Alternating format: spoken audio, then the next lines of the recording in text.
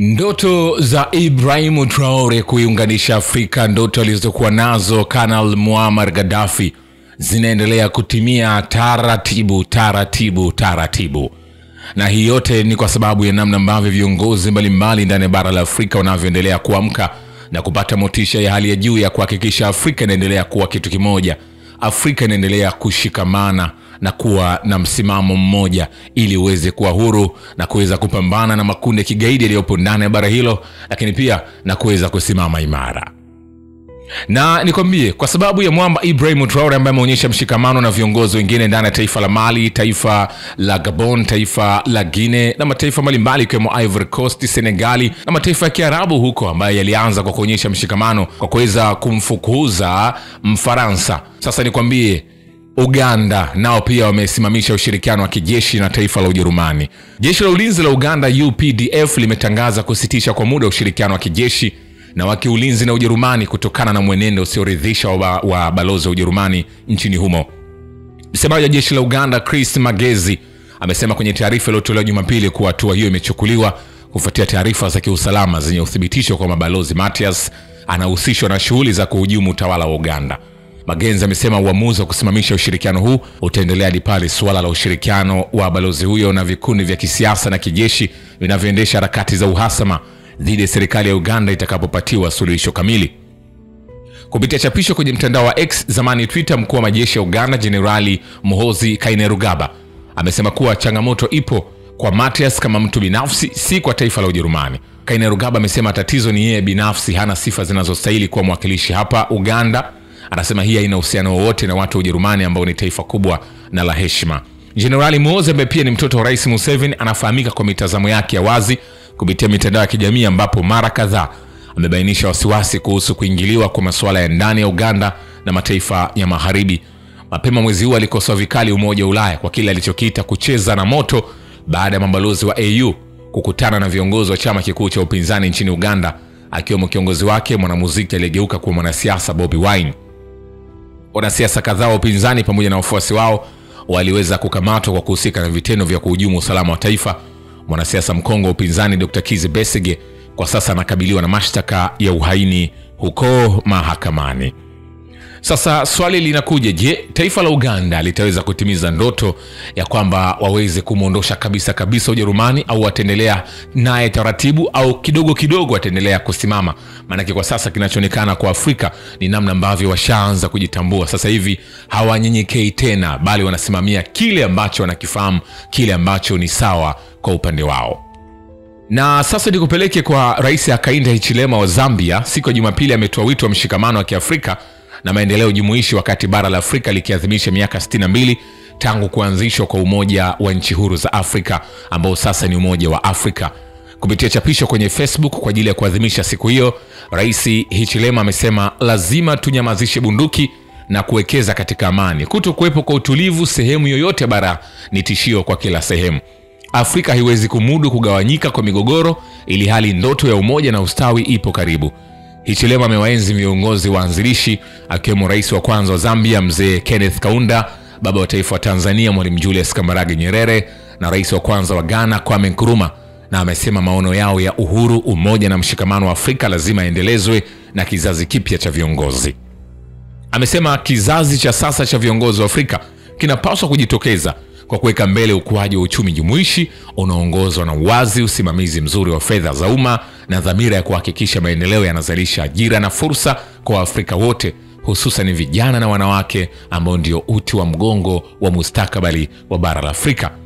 Rais Hichilema pia ametoa wito wa mageuzi katika mifumo ya kifedha ya kimataifa ambayo kwa muda mrefu imekuwa ikikandamiza nchi za Afrika. Ameongeza kuwa bara la Afrika lazima liendelee kupigania mfumo wa fedha wa kimataifa ulio na usawa zaidi, mfumo usiokuza tena ukosefu wa usawa wa kihistoria, bali unaoruhusu Afrika kuchagua njia yake ya maendeleo endelevu. Kumbuka, siku ya Afrika huadhimisha kuanzishwa kwa Umoja wa Nchi Huru za Afrika mnamo mwaka 1963, ambao baadaye uligeuka kuwa Umoja wa Afrika wa sasa. Lakini umoja huo umekuwa ukilaumiwa kwamba ni umoja ambao bado hauna mashikamano, umoja ambao bado viongozi wenyewe wanaangalia wapi wanaweza wakala. Sasa turudi tutizame Kwa nini Donald Trump anasema uongo kuhusu mauaji ya watu weupe nchini Afrika Kusini? Je, ndani ya taifa la Marekani hakuna mauaji ya Waafrika yanayofanywa na watu weupe? Waziri wa polisi wa Afrika Kusini amefichua uongo wa Rais Donald Trump wa Marekani kuhusu mauaji ya wakulima wa kizungu nchini Afrika Kusini na kusema katika robo ya kwanza ya mwaka huu jumla ya mauaji 6 yanayohusiana na ardhi yalitokea Afrika Kusini, ambapo 5 kati yao walikuwa watu weusi. Senzo Mchunu ambaye amewasilisha takwimu hizi siku chache tu baada ya madai ya Donald Trump kwamba Afrika Kusini ilifanya mauaji ya kimbari dhidi ya watu weupe, imesema kwa kawaida sisi huwa hatutaji masuala ya rangi wakati wa kutangaza takwimu za mauaji na uhalifu, lakini kwa sababu ya kile tumekisikia nchini Marekani, tumelazimika kutaja rangi ya ngozi ya watu katika takwimu za mauaji yanayohusiana na ardhi ya kilimo. Rais Trump ameikosoa serikali ya Afrika Kusini kwa kile alichokiita kimya chake kuhusu mauaji ya kimfumo ya wakulima wa kizungu wakati wa mkutano wake na Rais Cyril Ramaphosa wa Afrika Kusini kwenye ikulu ya White House wiki iliyopita Mei 21. Akionyesha msururu wa picha na filamu, alishutumu serikali Pretoria kwa kuweza kunyakua ardhi ya wakulima wa kizungu na kutekeleza sera za kibaguzi dhidi ya wazungu, akidai kuwa wazungu wanakimbia Afrika Kusini kwa lengo la kuokoa maisha yao na kwamba katika matukio mengi wao huuawa. Madai ya Trump yanakuja huku shirika la habari la Reuters likifichua kuwa picha alizozionyesha kuhusiana na mauaji ya kimbari ya wazungu huko Afrika Kusini hazina uhusiano wowote na Afrika Kusini, bali zilipigwa katika Jamhuri ya Kidemokrasia ya Kongo. Shirika hilo limetangaza rasmi kwa Trump ametumia picha gushi. Donald Trump anazungumza mauaji ya wazungu nchini Afrika Kusini wakati tangu kumalizika kwa utawala wa kibaguzi na kukabidhiwa madaraka kisiasa kwa watu weusi walio wengi, suala la ardhi na kilimo limekuwa miongoni mwa masuala yenye changamoto kubwa za kijamii na kiuchumi nchini humo. Kwa hakika, suala la ugawaji upya wa ardhi nchini Afrika Kusini ni moja ya urithi tata ulioachwa nyuma na mfumo wa kibaguzi ambao unaendelea kuwa kitovu cha mizozo ya kisiasa na kijamii katika nchi hiyo. Wakati sehemu kubwa ya ardhi ya kilimo bado inamilikiwa na wazungu walio wachache, juhudi za serikali za kurekebisha ukosefu huo usawa wa kihistoria zimetafsiriwa na baadhi ya harakati za mrengo wa kulia ndani na nje ya nchi kama tishio dhidi ya watu weupe. Hii ni pamoja na ukweli kwamba lengo kuu la sera ya ugawaji wa ardhi sio kulipiza kisasi cha rangi, bali ni kutambuliwa haki ya kijamii na kujaribu kukarabati uharibifu wa kihistoria. Wakosoaji wa mwenendo huu kwa kupuuza chanzo cha ubaguzi wa kimuundo wanajaribu kugeuza kuwa chombo cha kupandikiza taswira ya watu weupe kuwa wanadhulumiwa. Hii ni katika hali ambayo ubaguzi halisi wa rangi ulitendeka miongo kadhaa iliyopita, ambapo watu weusi waliweza kupokonywa mali, ardhi, kunyanyaswa kimfumo na kutengwa kijamii, na sio wakati huu ambapo serikali inafanya juhudi za kuwarejeshea sehemu ndogo tu ya haki zao walizopokonywa huko nyuma. Madai ya mauaji ya wazungu kwa Afrika Kusini ni mojawapo ya madai yanayoenezwa na Donald Trump kwa ajili ya kuamsha hisia za makundi ya ubaguzi wa rangi na yenye misimamo ya kuweza kufurutu ada duniani. Simulizi hii isiyo na msingi na ya kibaguzi inafuatilia malengo kadhaa, ikiwemo la kuchochea hisia na kuvutia uungaji mkono wa watu weupe kimataifa. Profesa Nandi Mokoena wa chuo kikuu cha Pretoria nchini Afrika Kusini anasema kuhusiana na hili kwamba madai ya Donald Trump hayahusiani hata kidogo na wasiwasi wa kibinadamu, bali ni sehemu ya mashine ya propaganda za mrengo wa kufurutu ada wa kulia duniani. Uongo huu sio tu unadhoofisha imani ya umma, bali pia unachochea mgawanyiko wa rangi na kukosekana utulivu wa kisiasa. Kwa hakika, Donald Trump amefanya ubaguzi wa rangi kuwa mojawapo ya malengo yake kisiasa, kiasi kwamba hata nyuma ya kauli mbiu yake ya Make America Great Again kuna njama ya kukuza fikra za kuonyesha kuwa wazungu ni watu bora kuliko watu wengine. Kwa mbinu hii anajaribu kuimarisha ngome yake ya kura ambayo kimsingi inajumuisha ubaguzi wa rangi, wafuasi wa utaifa wa kupindukia mipaka na matabaka ya wazungu wa hafidhina. Rais wa Marekani sasa anapiga nara bandia za kuunga mkono haki za watu weupe, huku akiwa alikuwa muungaji mkono mkuu wa utawala wa kibaguzi uliotawala Afrika Kusini kwa miongo kadhaa na kufumbia macho dhuluma na unyanyasaji uliofanywa kwa raia weusi wa nchi hiyo. Kwa upande mwingine, kuibua suala la ubaguzi wa rangi dhidi ya wazungu ni mojawapo ya mbinu zinazotumiwa na Marekani kuishinikiza Afrika Kusini.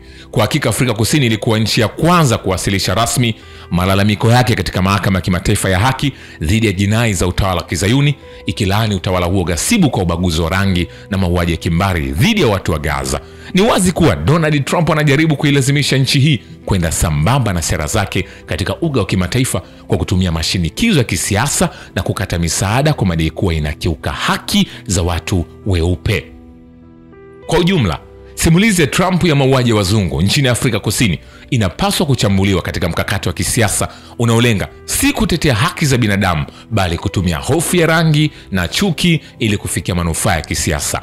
Sera hii imesimama juu ya msingi wa kueneza uongo, lakini pia picha bandia za uzushi na takwimu potofu, na sera hii si tu inadhoofisha imani ya umma, bali pia inaharibu uhalali wa mazungumzo ya haki za binadamu. Kwa madai haya, Trump kwa mara nyingine ameonyesha kuwa yuko tayari kutumia mbinu za mgawanyiko ili kuimarisha msimamo wake kati ya harakati za mrengo wa kulia, na anajaribu kuweka pembeni ukweli wa kihistoria kuhusu kandamizaji wa watu weusi wakati wa ubaguzi wa rangi Afrika Kusini. Kwa kulifanya kuwa ni jambo kubwa kupita kiasi, suala la tishio dhidi ya watu weupe, na mtazamo kama huo si tu unaonyesha kutowajibika kwa mhusika, bali pia ni hatari na uchochezi wa wazi katika mazingira ya ulimwengu wa leo. Na mbinu hii bila shaka haina matokeo mengine isipokuwa kuibua ghasia, kutoaminiana na migawanyiko kati ya mataifa. Lakini swali linalobaki, je, ndani ya Marekani hakuna mauaji ya Waafrika yanayofanywa na watu weupe? Jibu ndio, yapo yanayofanyika. Lakini je, Donald Trump amedili nayo namna gani? Hakuna kwa namna moja namna nyingine namna ambavyo amepambana nayo, bali Waafrika wenyewe wameonekana kupambana kwa namna moja namna nyingine kuweka mambo sawa. Lakini hii ni janja Donald Trump ya kuhakikisha anafanya watu wake wa Marekani waendelee kuwa dhahabu, lakini wengine kwenye mataifa mbalimbali waendelee kukandamizwa. Ndio maana amefikia hatua hii ya kutumia vitu gush, lakini ni katika mwendelezo wa kuhakikisha anatimiza sera yake ya to make the America great again. Shukran kwa Baba Ukivita na Historia Dunia. Shukran kwa Paris Today. Mimi ni Richard Shio, The Rich Voice. Ni follow Instagram na TikTok kama Rich Voice Official. Asante.